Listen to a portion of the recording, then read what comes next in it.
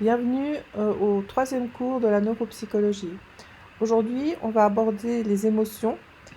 Pour compléter cette présentation, vous pouvez aller à la page 5 de votre feuillet. Et puis également, il faudra avoir accès au documentaire que vous trouvez sur Drive, Matière grise, les émotions 1 et 2. Si on prend les mots-clés, c'est toute cette partie en bas à droite qu'on va voir aujourd'hui. Alors, vous allez voir un certain nombre d'images maintenant. Ces images, vous les retrouvez donc à la page 5 de votre feuillet.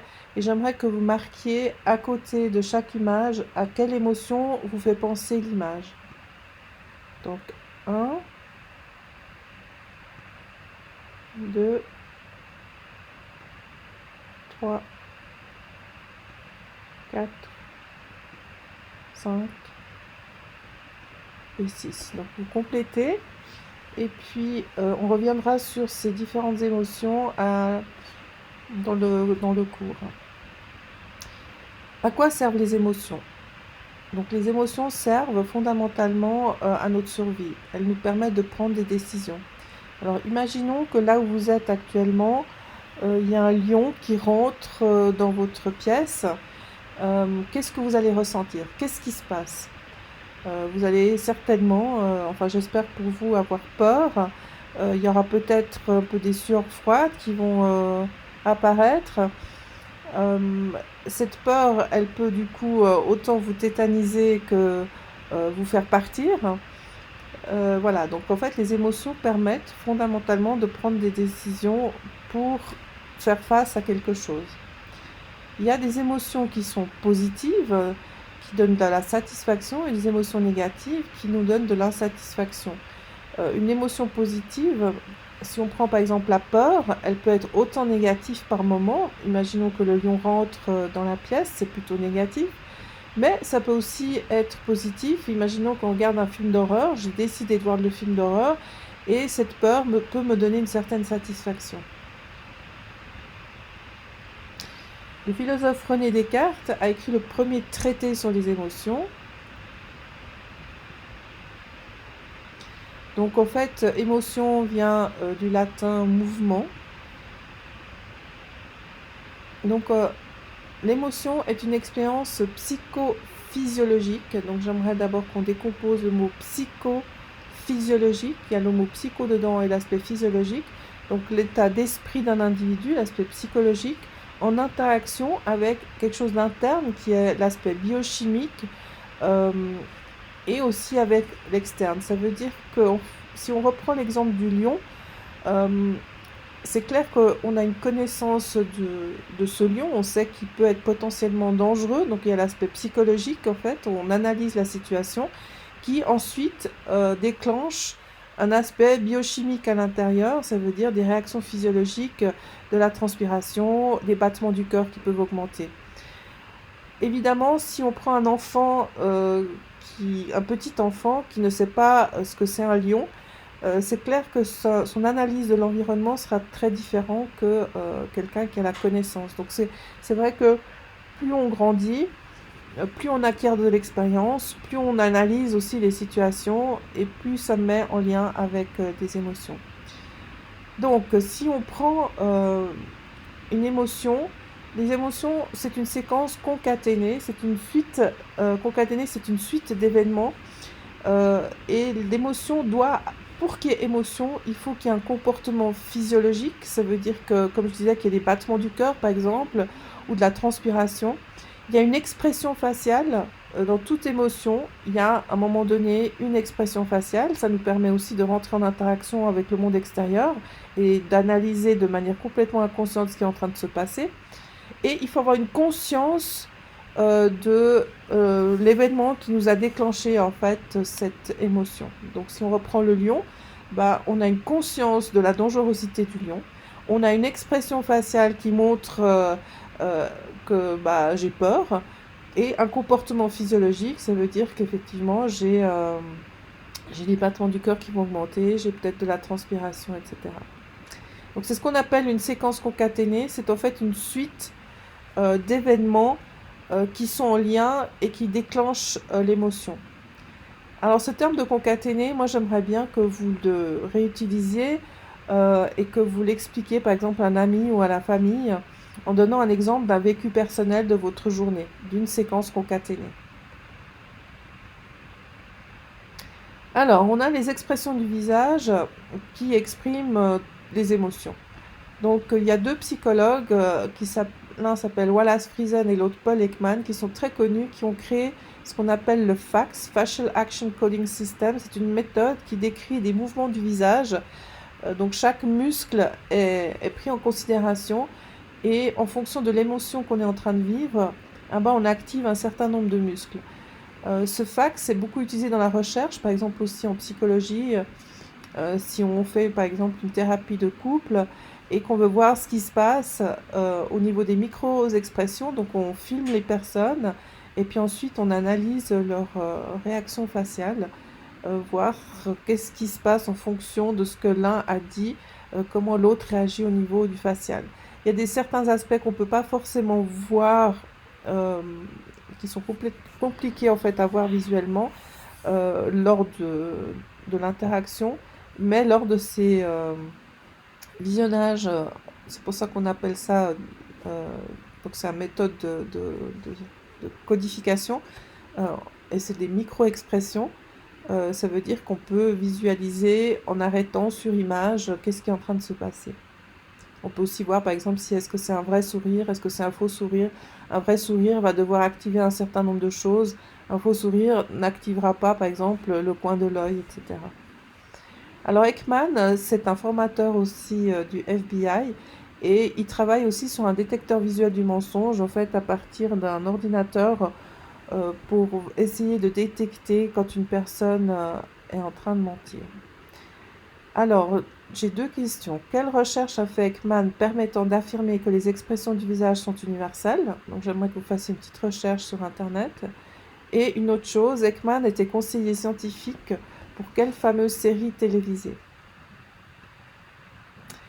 Alors, les émotions sont des processus subjectifs, comme je vous l'ai dit tout à l'heure. Imaginons que le lion rentre dans la pièce. En fonction de l'expérience que j'ai avec ce lion, je peux savoir qu'il est dangereux ou pas. Imaginons que je suis un dompteur de lions, certainement j'ai une autre relation avec les lions que si par exemple quelqu'un a été agressé par un lion ou quelqu'un qui ne sait absolument pas ce que c'est un lion. Donc en fait, dans les émotions, il y a une réaction qui est de l'ordre de l'affect et qui amène à une forme de réponse d'urgence. Dans l'émotion, demande qui est une réponse. Il ne faut pas confondre émotion et humeur et sentiment. L'humeur, c'est un état affectif qui est diffus, d'une intensité plutôt faible, dont les causes déclenchantes restent souvent inconnues. Donc, par exemple, le matin, je peux me lever, je suis de bonne humeur, je suis de mauvaise humeur. Peut-être parfois je sais pourquoi, mais parfois je ne sais pas pourquoi. En cours de journée, mon humeur peut changer. Voilà, donc il y a un côté affectif, mais on ne sait pas très bien ce qui déclenche, ce qui n'est vraiment pas une émotion.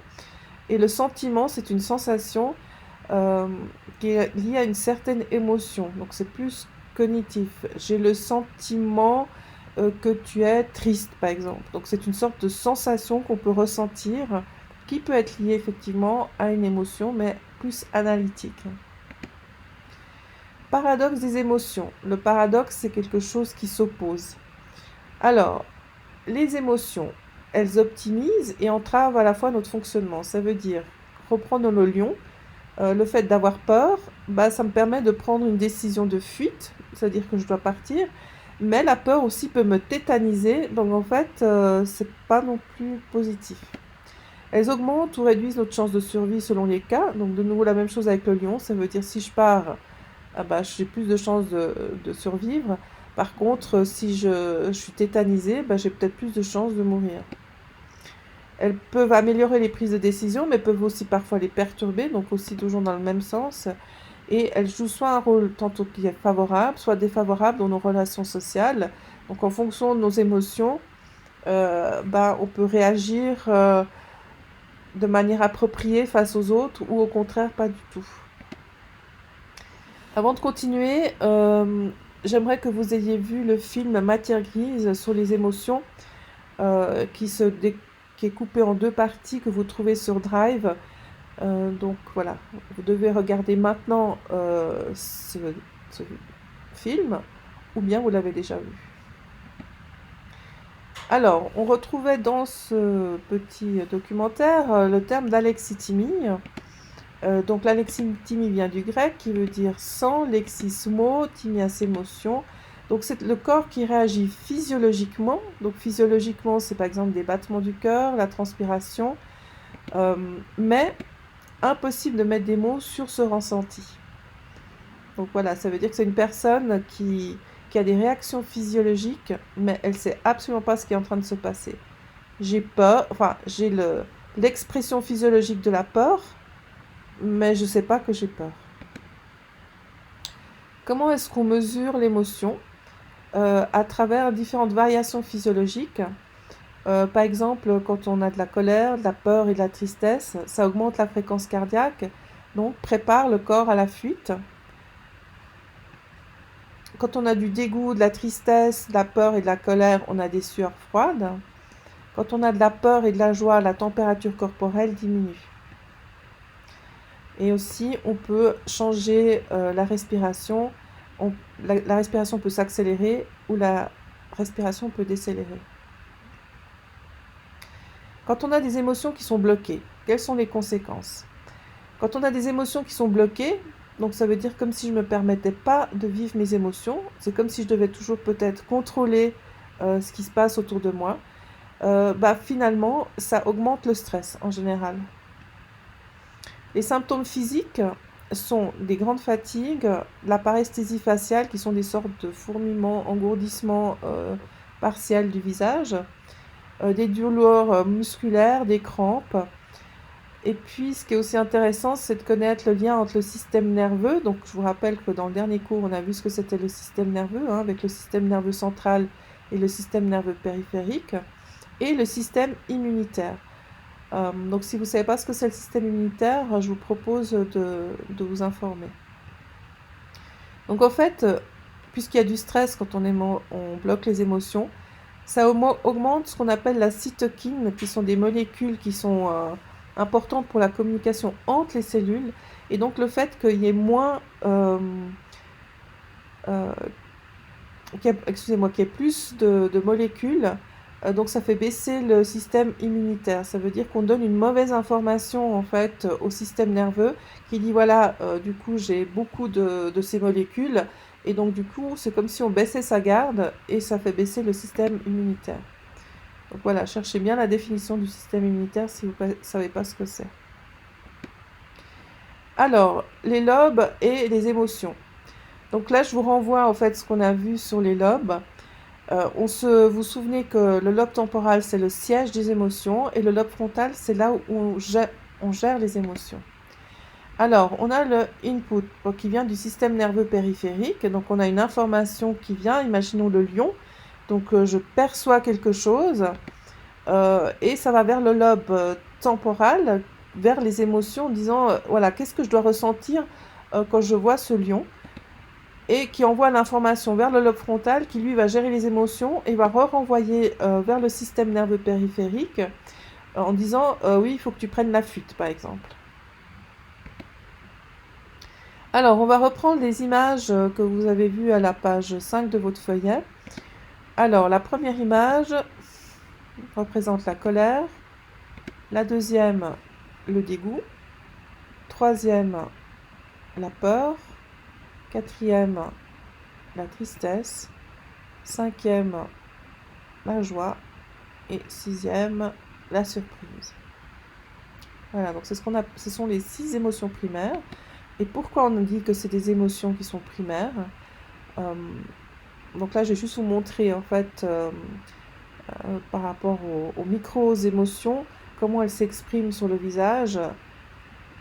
Voilà, la colère, donc il y a les sourcils qui sont rapprochés, le regard qui est direct, les lèvres pincées, le dégoût, nez retroussé, lèvres supérieures relevées, la peur, sourcils levés, paupières supérieures qui remontent, paupières inférieures tendues, lèvres tirées vers l'arrière, la tristesse, paupières qui tombent, regard absent, coin des lèvres vers le bas, la joie, coin des yeux qui se plissent. Donc c'est ce que je disais tout à l'heure, c'est qu'il y a la vraie joie ou la fausse joie. Quand on est dans la fausse joie, on voit souvent que les coins des yeux ne se plissent pas. Pommettes qui remontent, coin des lèvres qui remontent.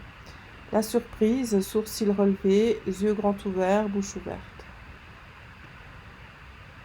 Alors, si les émotions primaires, pourquoi elles sont primaires? On dit que c'est des émotions de base et qu'elles sont là en fait dès la naissance. Les émotions secondaires sont fabriquées à travers les émotions primaires. Ça veut dire que c'est un mélange d'émotions primaires qui va créer des émotions secondaires. Finalement, les émotions secondaires cachent ce qu'on éprouve réellement. Là, je vous ai mis une image du phasme, un phasme qui finalement se mélange avec sa nature. Donc en fait, ça cache ce qu'on est réellement et ce qu'on éprouve réellement. Alors, les émotions primaires, fondamentalement, elles nous informent sur ce qu'on ressent, et les émotions secondaires nous désinforment finalement ce qu'on ressent réellement. Exemple d'émotions secondaires: honte, amertume, amour, culpabilité, jalousie, mépris, fierté, rage, révolte, pitié, rancune, écœurement. Alors, il y en a d'autres. Faut vous imaginer, voilà, je fais un petit mélange entre les différentes émotions primaires et j'obtiens en fait une émotion secondaire. Donc vous pouvez imaginer la jalousie, qu'est-ce qu'il faut faire comme mélange d'émotions primaires pour obtenir la jalousie par exemple. Alors, développement des émotions. Les émotions se développent pendant la croissance à travers des modifications psychiques qui résultent de l'évolution de la perception et de l'apprentissage. Qu'est-ce que ça veut dire? C'est que finalement, on a ces émotions primaires qui sont là, mais c'est vrai que ces émotions primaires vont se développer, vont changer en fonction de l'expérience que j'ai avec mon entourage. Donc, les émotions transmises socialement, on a ce qu'on appelle le sourire social, qui est un indice d'une émotion primaire qui est la joie. Le sourire social, par contre, il survient entre la 4e et la 8e semaine après la naissance. Ça ne veut pas dire que le petit ne peut pas sourire avant, mais ça veut dire qu'avant, c'est un sourire plutôt pour exprimer un état intérieur que le petit ne contrôle pas du tout. Vers le 4e et la 8e semaine, il peut vraiment sourire, il vous voit et il a du plaisir et il sourit. Alors qu'auparavant, c'est un automatisme d'un état intérieur. On a aussi la peur de l'étranger. Alors la peur, on a dit que c'était quelque chose qu'elle a depuis la naissance, mais la peur de l'étranger, la peur se développe et vers le 8e mois, le petit commence à se rendre compte qu'il y a un monde extérieur et donc du coup, il se rend compte qu'il y a des personnes qui ne font pas partie de l'entourage direct et ça va déclencher ce qu'on appelle la peur de l'étranger, c'est-à-dire qu'il réalise qu'il y a un monde qu'il ne maîtrise pas. Et c'est plutôt une peur qui est positive, dans le sens que je ne peux pas partir avec n'importe qui. Il faut quand même que je me rende compte qu'il y a des gens avec qui je suis en sécurité, puis avec des gens que je ne connais pas, je ne vais pas partir avec eux. Cette peur de l'étranger, on va le revoir dans le développement de l'enfant avec René Spitz. Alors, dès qu'en fait l'enfant commence effectivement à marcher, il développe aussi sa capacité de dépasser ses peurs de l'étranger. Ça veut dire que quand on commence à marcher, je vais commencer à explorer le monde. Et quand j'explore le monde, forcément, je ne vais pas rester toujours dans les jupons de ma maman ou de mon papa. Il faut que je dépasse ces peurs et que j'affronte l'inconnu. Et donc du coup aussi, ça me donne de la force et je m'auto-affirme. À 3 mois, il y a la tristesse qui apparaît en cas de carence affective. Donc en fait, le petit, bien sûr, il peut déjà ressentir la tristesse avant, mais quand il y a une carence affective, donc un manque affectif très important, le petit peut même rentrer dans une dépression profonde, et à un moment donné, c'est ce qu'on verra aussi dans le développement de l'enfant, il peut même se laisser mourir. Les émotions transmises socialement, donc dans des situations ambiguës. Les situations ambiguës, c'est des situations qui ne sont pas claires. L'enfant doit vérifier auprès des adultes. Donc les adultes sont un modèle. Donc ça montre l'importance aussi de ce qu'on fait et comment on réagit. Donc quand je suis dans une situation qui n'est pas claire, est-ce que je dois avoir peur? Est-ce que je ne dois pas avoir peur? Le lion, il rentre ici. Moi, je ne sais pas ce que c'est un lion. Qu'est-ce que je dois faire? Donc en fait, il va porter son attention vers l'adulte et il va vérifier les réactions de l'adulte et il va les imiter. Et donc là, du coup, il utilise ce qu'on appelle les neurones miroirs.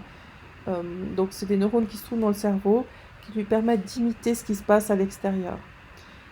Si on a une famille qui est très peureuse, imaginons quand il y a un orage, il faut éteindre toute l'électricité, on va se cacher sous les lits, c'est clair que l'enfant va aussi intégrer cette peur-là et grandit avec cette peur.